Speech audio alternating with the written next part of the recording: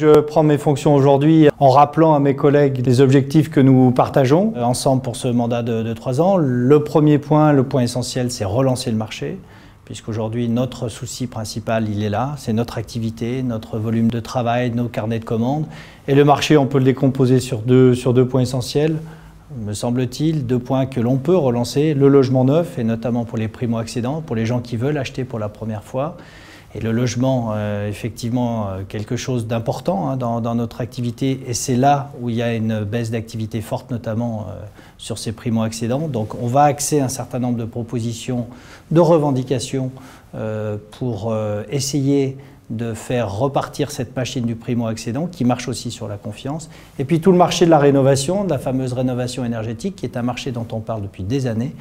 mais qui malheureusement est encalminé dans des mesures administratives trop complexes, des financements difficiles à obtenir, trop diffus. Donc là encore, c'est un sujet où la simplification devrait permettre de pouvoir enfin rendre ce marché mature. En complément du marché, il paraît important de continuer les combats qu'ont portés mes prédécesseurs sur évidemment tout ce qui est charge des entreprises, complexité administrative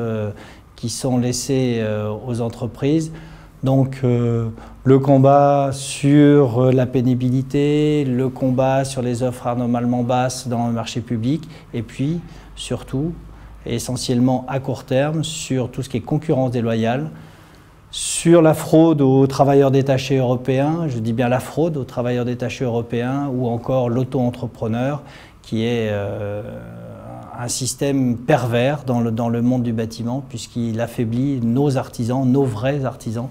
par rapport à des gens qui se présentent comme entrepreneurs, mais qui sont la plupart du temps malheureusement que des bricoleurs.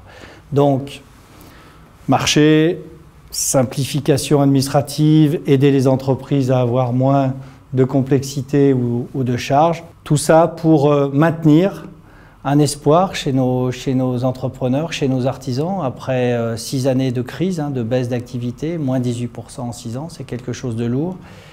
Mais aussi avec des entrepreneurs et des artisans qui gardent espoir en l'avenir. La preuve, l'outil de production est encore là, peut répondre à la fameuse demande dont nous parlions tout à l'heure. Et il ne manque pas grand-chose pour que le marché redémarre, il manque simplement quelques mesures précises, quelques mesures simples, et que nous allons aller négocier, discuter avec le gouvernement, avec les parlementaires, parce qu'encore une fois, répondre par des mesures à une attente des Français, avec des entreprises en France qui sont prêtes à travailler et à répondre à cette demande, ça me paraît d'une logique qui ne peut être que suivie. Donc, des difficultés, des mesures à prendre, mais un espoir pour l'avenir.